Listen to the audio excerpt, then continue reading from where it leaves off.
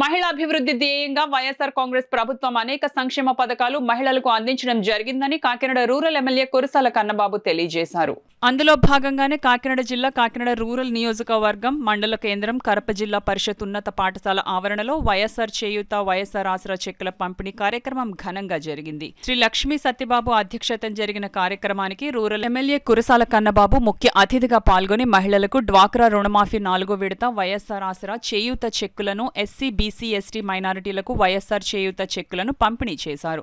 ఈ కార్యక్రమంలో జెడ్పీటీసీ సభ్యులు యాళ్ల సుబ్బారావు, మండల వైఎస్ఆర్సీపీ పార్టీ అధ్యక్షులు ఆచార్య ఎన్జీ రంగా, విశ్వవిద్యాలయం డైరెక్టర్ చింతా ఈశ్వరరావు, మండల సర్పంచులు, సమాఖ్య అధ్యక్షులు రొక్కల గణేష్, కరప గ్రామ సర్పంచ్ సాదే ఆశాజ్యోతి కుమార్, వివిధ గ్రామాల సర్పంచులు, ఎంపీటీసీలు, అధిక సంఖ్యలో మహిళలు పాల్గొన్నారు.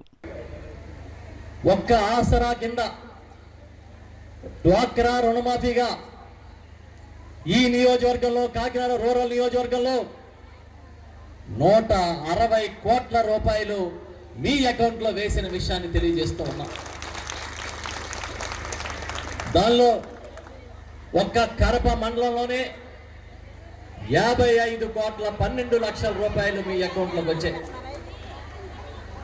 రూరల్ మండలంలోనూ వార్డుల్లో కలిపి 104.87 కోట్లు అంటే 105 కోట్ల రూపాయలు వచ్చాయి. 105 కోట్లు. ఇక చేయూత కింద మన నియోజకవర్గంలో 80 కోట్ల రూపాయలు మన మహిళల అకౌంట్లో జగన్మోహన్ రెడ్డి గారు మన ప్రీతమ ముఖ్యమంత్రి వేశారు.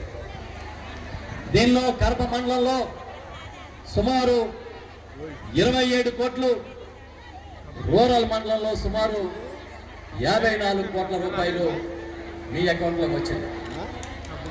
160 కోట్లు. ఇన్ని కోట్లు ఎప్పుడైనా మీరు విన్నారా, చూసారా అని అడుగుతున్నా.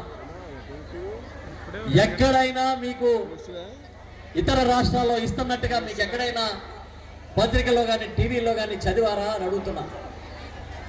ఎక్కడా లేదు.